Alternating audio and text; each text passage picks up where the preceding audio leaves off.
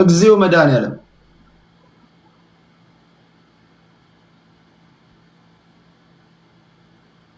እግዚኦ ይሄ ሰውዬ የሰራው ስራ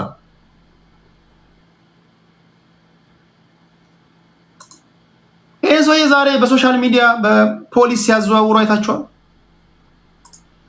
ዛሬ በሀገራችን ከሰማናቸው ወሬዎች መካከል እግዚአብሔር አይነ ስብህን ያጥፋው የተባለለት ሰውዬ ነው።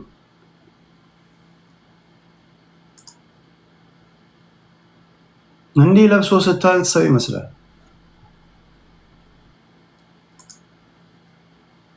አሁን ይሄም 9 ወር ተረግዞ ነው የተወለደው አሉ። ለምን ምንድን ያደረገው ሰውዬ?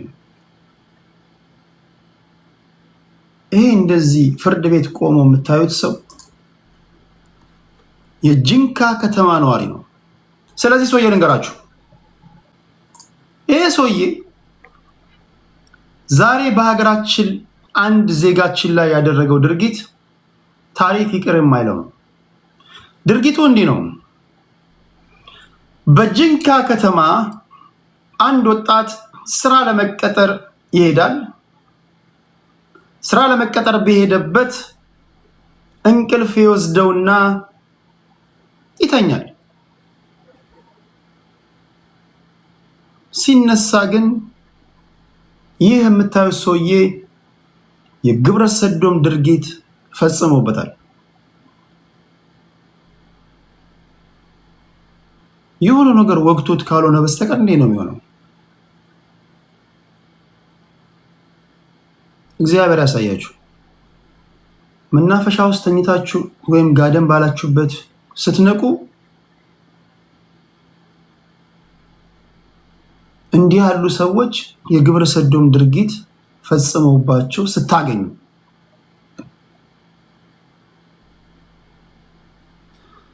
በጂንካ ከተማ አስተዳደር አዲሱ መናኸሪያ ተብሎ በሚጠራበት አካባቢ የግብረ ሰዶም ወንጀል የፈጸመው ተከሳሽ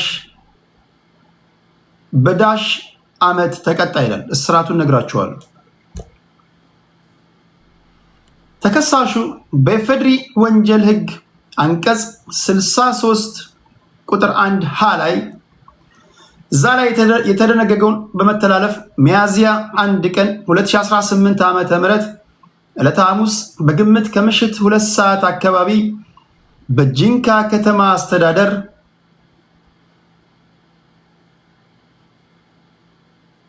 እንደመር ቀጠና አዲሱ መናኸሪያ ተብሎ በሚጠራበት አካባቢ እድሜው 17 ዓመት የሆነ የግል ተበዳይ የሆነውን የስራ ሰራተኛና አገናኝ ኤጀንሲ ድርጅት ቤት ውስጥ እዛ ነው ያገኘው። ተከሳሽ እዛው ስራ ፍለጋ በመምጣት ስራ እስከሚያገኝ ከተከሳሽ ጋር አብረው አንድ ቤት ውስጥ ተኝተው ነበር። የግል ተበዳይ እንቅልፍ እንደወሰደው ሲያውቅ የግብረ ሰዶም ወንጀል ፈጽሞበታል ተብሏል። ወዲያውኑ የግብረ ሰዶም ድርጊት እንደተፈጸመበት ሲያውቅ ወንጀሉን የፈጸመው ይህ ነው በሚል ለፖሊስ ተናግሯል። ልጁ የጂንካ ከተማ አስተዳደር የመንግስት ኮሚኒኬሽን ጉዳዮች የህዝብና ሚዲያ ግንኙነት ዳይሬክተር አቶ ዮሴፍ አህመድ ይህን ድርጊት የተናገሩት ለብስራት ሬዲዮ ነው። የጂንካ ከተማ ፖሊስ ምርመራ ማድረግ ጀመረ። በደረሰው ጥቆማ መሰረት ተመርቶ ነው እያንዳንዱን ምርመራ የጀመረው። ተከሳሽ ይህ የምታዩት አቶ መለስ አሰፋ ይባላል። ይህን ተከትሎ የግብረ ሰዶም ወንጀል ክስ በሰውና በሕክምና ማስረጃ በማስደገፍ ለጂንካ ከተማ መጀመሪያ ደረጃ ፍርድ ቤት ክስ አቅርቦ ይህንን የክስ ሂደት ተከታትሎለታል አቃቤ ሕግ። የጂንካ ከተማ መጀመሪያ ደረጃ ፍርድ ቤት ተከሳሽ ወንጀሉን መፈጸሙን አረጋግጧል። እሱ አልፈጸምኩም ቢልም ክዶ ቢከራከርም አቃቤ ሕግ ባቀረባቸው የሰውና የሕክምና ማስረጃዎች ግን በአግባቡ ራሱን ሊከላከል አልቻለም። አቃቤ ሕግ በአግባቡ ነው ያስረዳው። ተከሳሽ ራሱን ሊከላከል አልቻለም። አልፎም ተርፎም በሕክምና በሰው ምስክርነት በተረጋገጠ የሰው ስራ ፍለጋ የመጣ 17 ዓመት ወጣት ላይ የግብረ ሰዶም ድርጊት መፈጸሙ ተረጋግጧል። ፍርድ ቤቱም ተከሳሹን ጥፋተኛ በማለት የግራ ቀኙን የቅጣት አስተያየት በመቀበል በቀን ሰኔ 1 ቀን 2018 ዓ.ም በዋለው ችሎት ይህን ሰው ያስተምራል። እኔ ያስተምራል የሚለው ነገር ነው ያልገባኝ። ትላንትም አንድ የወንጀል ዜና ሳነብላችሁ አባትን ገሎ የ5 ዓመት ህፃንን የደፈረ ጎረምሳ ፍርድ ቤቱ ግራ ቀኙን ከመረመረ በኋላ ያስተምራል ብሎ ያመነውን ፍርድ ወስ ምንድነው የሚማረው? ድጋሚ ተምሮም ህይወት ያላስተማረ እንዴ አይደለም ህፃን ልጅ መድፈር አይደለም አጸያፊ ነገር ማድረግ። ሰው መሳደብ ነውር ነው ተብሎ እኮ እድሜው 18 ዓመት ወይም ነፍስ ላወቀ ሰው እኮ አይነገሩም። እድሜ ያላስተማረ፣ ትምህርት ቤት ያላስተማረ፣ ወላጅ በአግባቡ ያላስተማረ እስር ቤት ስለታሰርክና ስለተቀጣ ያስተምራል። በእርግጥ ማረሚያ ቤት ነው የሚባለው፣ ግን ማረሚያ ቤት የሚባለው እንዴት ላይ ያሉ ወንጀሎች እንደሆነ ተለይቶ ሊነገር ይገባል እንጂ አሁን ለዚህ ሰው ያስተምሯል። ኦኬ ቢማርስ አሁን ተማረ ተብሎ ድጋሚ ሊቀላቀል ነው ማለት ነው። የ5 ዓመት ህፃናት የ4 ዓመት ህፃናት ደፍረ ታስረ የመንግስት እንጀራ በልተ ተምረሃል ጸባይ ታርመዋል ተብሎ እንደገና ከማህበረሰቡ ጋር ልትቀላቀል ነው ማለት ነው። ለማንኛውም ይህ ሰው ሊቀጠር የመጣን የ17 ዓመት ወጣት መተኛቱን ከተመለከተ በኋላ ለፈጸመው ድርጊት ፍርድ ቤቱ ያስተምራል በማለት የ13 ዓመት ጽኑ እስራት በይኖበታል። 13 ዓመት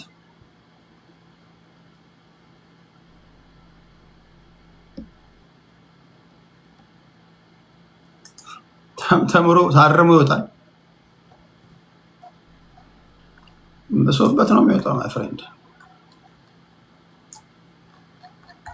እግዚአብሔር ይጠብቃችሁ። መንግስቱ ኃይለማርያም እኛ በተኙ ሰዎች መሀል ስንት ጉዶችን እንታዘባለን ብሏል። ተጠንቀቁ። ለማንኛውም ተጠንቀቁ። ባገኛችሁበት ቦታ ላይ አተኙ። መናፈሻ ቦታ በምናምን ዘመኑ አስቸጋሪ ነው።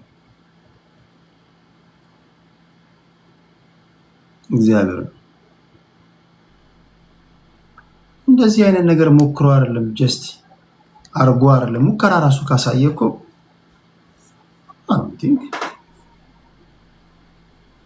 ፖሊስ መጥራት አይጠበቅብንም። ፖሊስ መጥራት አይጠበቅብንም። ለማንኛውም እሺ፣ ይሄ ሰውዬ ይሄን ይመስላል። ሌላው የዚህ ሰውዬ ታሪክ ዛሬ በሶሻል ሚዲያ መነጋገሪያ የሆነ ነው። ይሄ ሰውዬ በትውልድ አካባቢው ምሳሌ የነበረ ሰው ነው ይላሉ። በሕክምና ሙያ የተመረቀ ሰው ነው። በሲዳማ ክልል ከኩታዮ ቀበሌ ፈልቆ በኦሳ 1ኛና 2ኛ ደረጃ ትምህርት ቤት ብርሃኑን ለማብራት ጉዞ የጀመረ ሰው ነው። የማትሪክ ውጤት በከፍተኛ ነጥብ አስመዝግቦ ዩኒቨርሲቲ የተቀላቀለ ሰው ነው። በአርሲ ዩኒቨርሲቲም የሕክምና ትምህርት ክፍልን በመቀላቀል በማዕረግ ወይም ደግሞ ዊዝ ዲስቲንክሽን የተመረቀ ተማሪ ነው።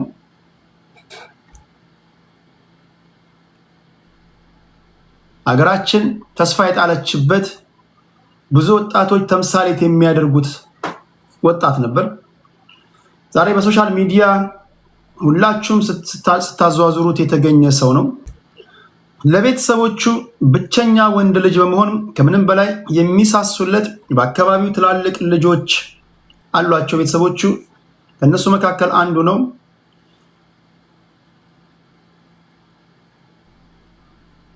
በባህሪው እጅግ ትሁትና ሰው አክባሪ እንደሆነ ይነገርለታል። በቅርቡ በሞጆ አካባቢ በሚገኝ የሕክምና ተቋም ውስጥ በሙያው ማህበረሰብን ማገልገል ጀምሮ እንደነበር ተነግሮለታል። ትናንትና አመሻሽ ላይ ግን ህይወት አዳኝ በነበሩት በእነዚያ ጎበዝ እጆቹ በራሱ ላይ ጨክኖ ህይወቱን ማጥፋቱን ሰምተናል። ለወዳጅ ዘመድ ቤተሰቦቹ፣ ለጓደኞቹ እግዚአብሔር መጽናናትን ይስጥ። እጅግ የሚያሳዝን ነው። ሰዎች በልዩ ልዩ ሁኔታ ውስጥ ያልፋሉ። አንዳንድ ጊዜ እንትና ተምሯል፣ ማስትሬት ዲግሪ ያለው፣ ፒኤችዲ ዲግሪ ያለው፣ ሰርቲፊኬት ዲፕሎማ ምናምን ስላላችሁ አይደለም። የሰው ልጆች በምን አይነት ነገር ውስጥ እንደሚያልፉ አይታወቅም። የፈለገ ቢሆን ግን በዚህ አጋጣሚ ለመናገር የምፈልገው ፕሊስ ጋይስ፣ እንደው ፕሊስ የፈለገ ሚስቴክ ብትሰሩ፣ የፈለገ ሚስቴክ ስላችሁ እንደዚህ አይነት ሰውዬ እንደዚህ ሰውዬ እንዳደረገው እንዳይሆን። ይሄ ሰውዬ ያደረገው አይነት ሚስቴክ ከሆነ በቃ ትክክለኛ ውሳኔ ነው የምትወስኑት። ትክክለኛ ውሳኔ ነው።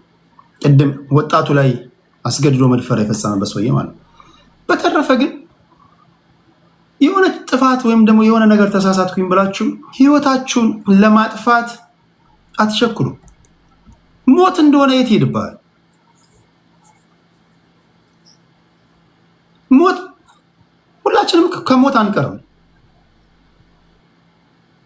በቃ ሞት ማናገኘው ነገር ቢሆን ኦኬ። ድጋሚ ማታገኘውን ህይወት መቼም ለማይቀርልህ ሞት በማንኛውም ሰዓት ልታገኘው የምትችለውን ሞት እንዴት በዛ ተቀይረዋል? ስለዚህ ፕሊስ ራሳችሁን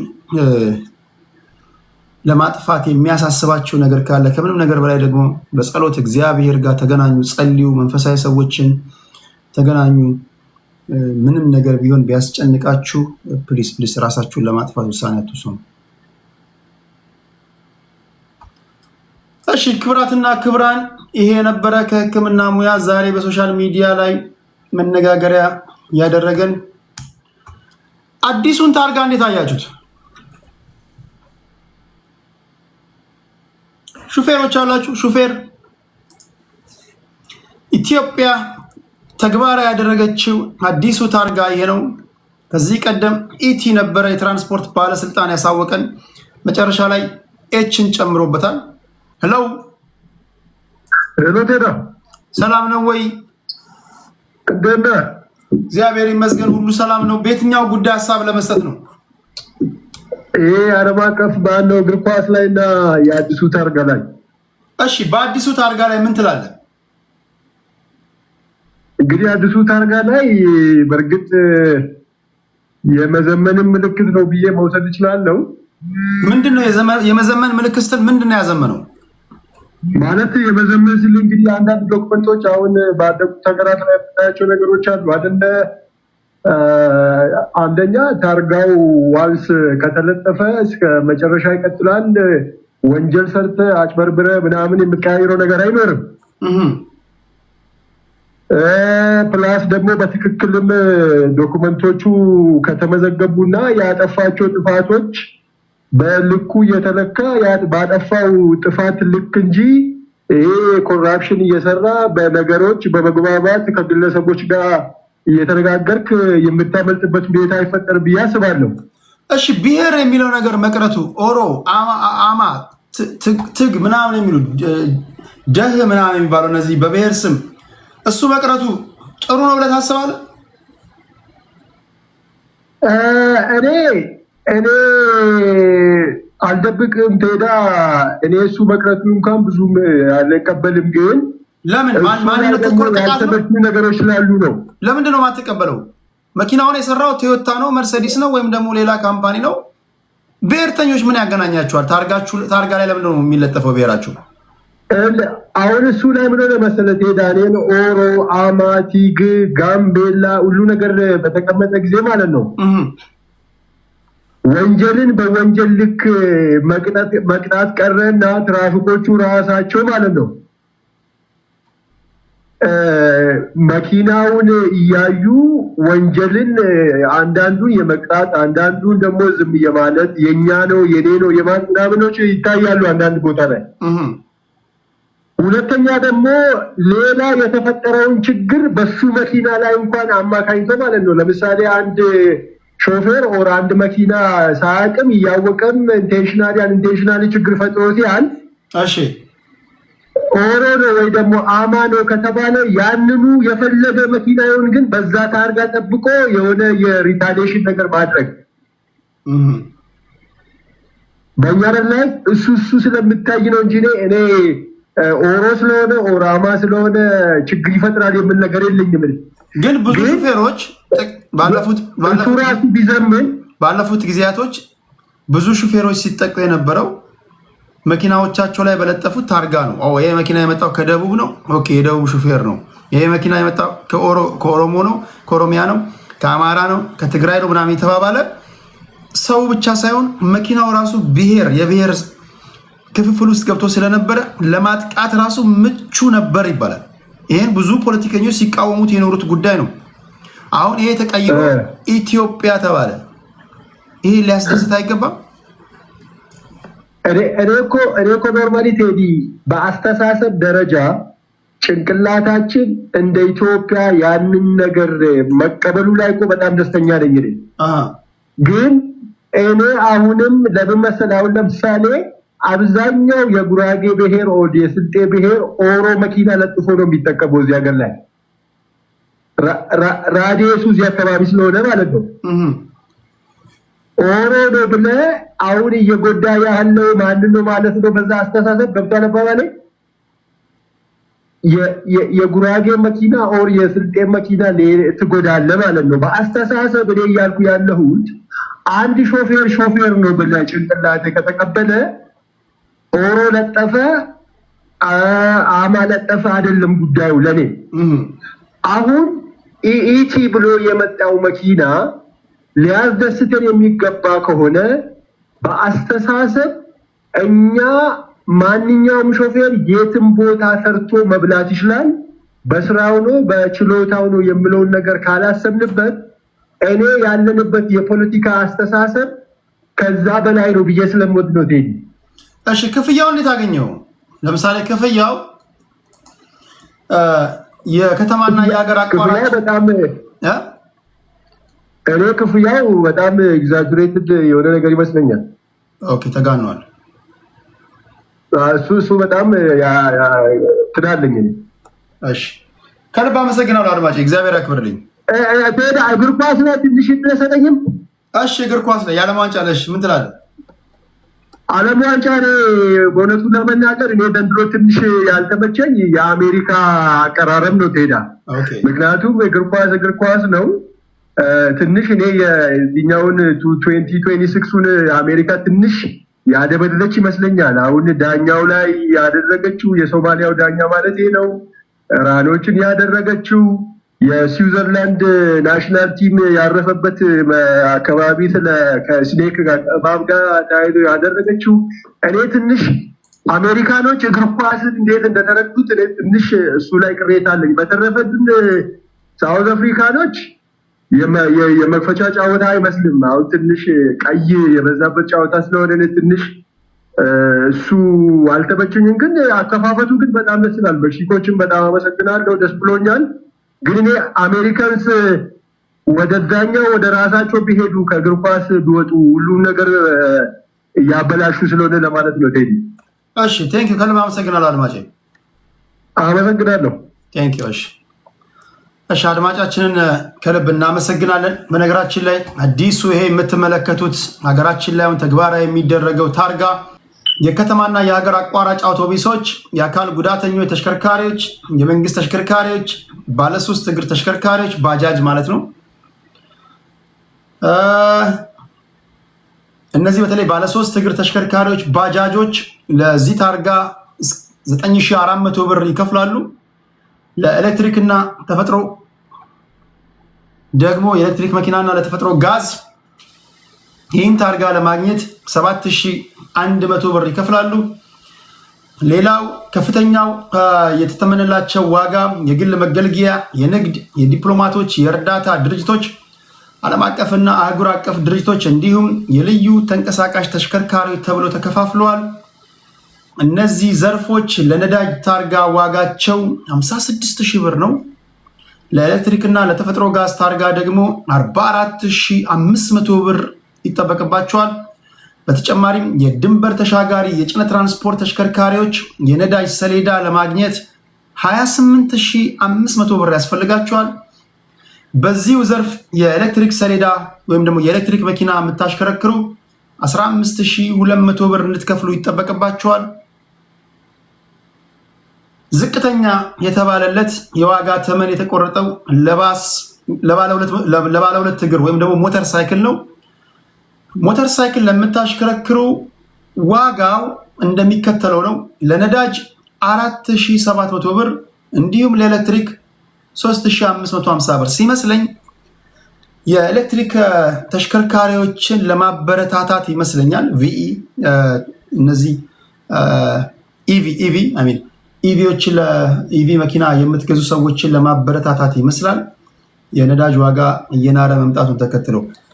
ጤና ይስጥልኝ አድማጭ፣ ይሰማል? ሰላም ቴዲ።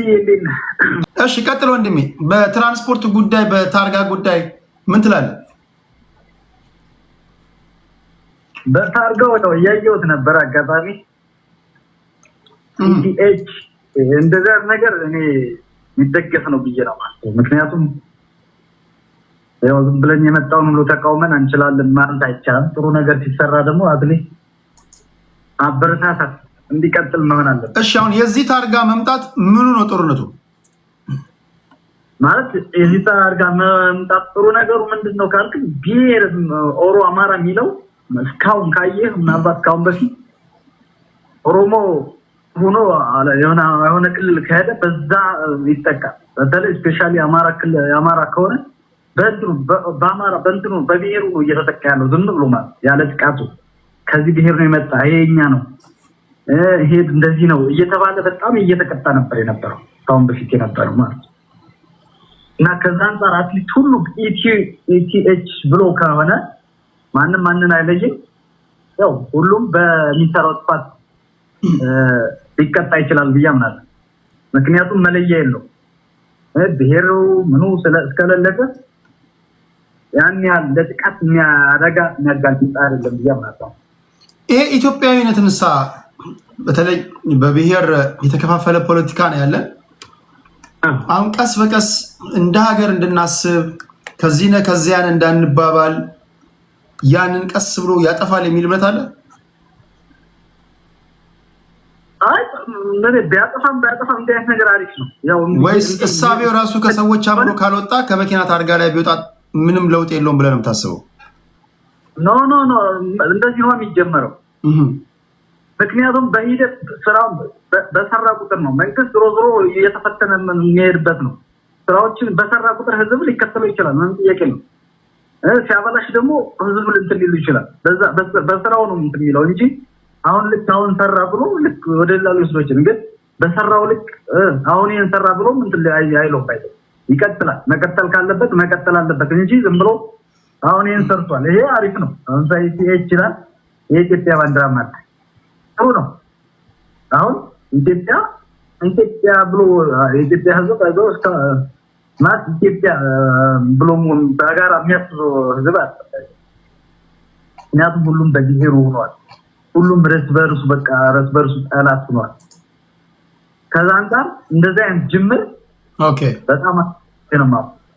እሺ ምክንያቱም ሂደቶች ደግሞ እንዲህ አይነት ጅምሮች በጣም አሪፍ ነው። ለምሳሌ ብሔር መታወቂያ ላይ ብሔር ቢጠፋ እንደ አይነት ነገር አያስፈልግም። በቃ ለማስተካከል ከተቻለ ይሄ መጥፋት አለበት ከሆነ ለምሳሌ አዳማ ከሆነ አዳማ፣ ባህር ዳር፣ ጎንደር እንደ አይነት ነገሮች ቢሆኑ ሞር የአካባቢ እንትኖች ቢሆን ነው እንጂ ማለት ኦሮሞ አማራ ምክንያቱም እየተጠቃ ያለው አሁን ላይ በዛ ነው። እርስ በርሱ በቃ በዛ ነው ጥል እየፈጠረ ያለው። ያ ደግሞ ምቹ ሆኗል ለአጥቶች። ለዚህ አሁን ይሄ የተፈጠረው ነገር በጣም አሪፍ ነው። ያው እንደዚህ አይነት ነገሮች ጥሩ ነው ብዬ ነው ማለት ነው። እሺ ከልብ አመሰግናለሁ አድማጬ። እሺ ይሄው የመኪና የታርጋዎቹ ዝርዝር የአዲስ አበባ ከተማ አስተዳደር አዲሱ የጥንድ ሰሌዳ መሸጫ ዋጋ እንደሚከተለው ነው ብሏቸዋል። የከተማና የሀገር አቋራጭ አውቶቡስ አሽከርካሪዎች ይህን ታርጋ ለማግኘት 9400 ብር፣ መኪናችሁ ኤሌክትሪክ ከሆነ 7100፣ የህዝብ ታክሲ 11700፣ ኤሌክትሪክ ከሆነ 9400፣ አካል ጉዳተኛ ያሽከረክሯቸው መኪኖች ከሆኑ 9400 እነዚሁ ተሽከርካሪዎች ኤሌክትሪክ ከሆኑ ደግሞ 7100 እያለ ይሄዳል። የግል መገልገያ 56000 ብር ነው። ኤሌክትሪክ ከሆነ ደግሞ ተሽከርካሪዎቻችሁ 44500 ነው። ሌላው ከግል መኪና እኩል የንግድ ነው 56000 እና 44500። ሌላው ለዲፕሎማቶች ነው። ዲፕሎማቶች ካላችሁ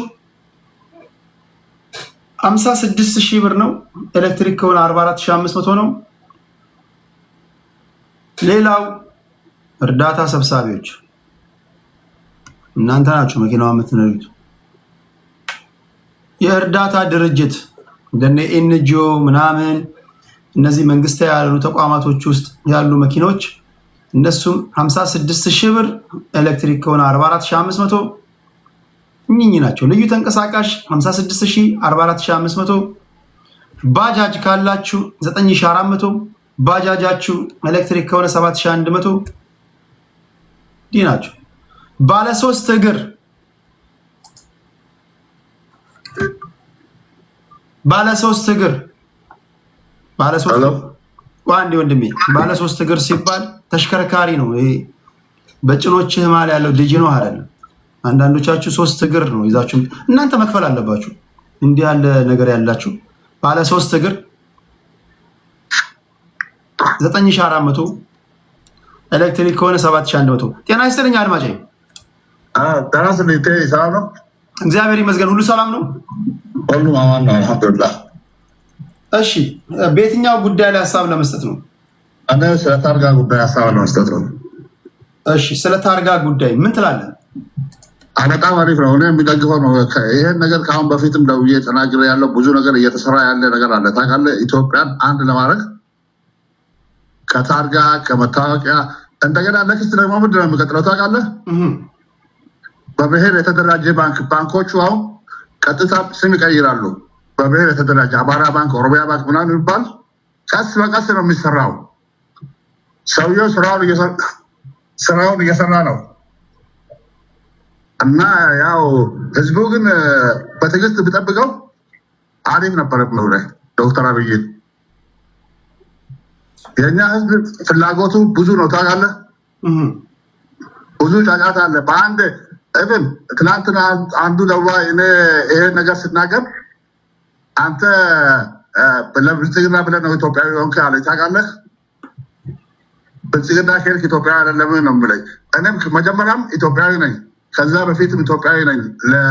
ልክ ወያኔ ሲገባ የ12 ዓመት ልጅ ነበርኩኝ።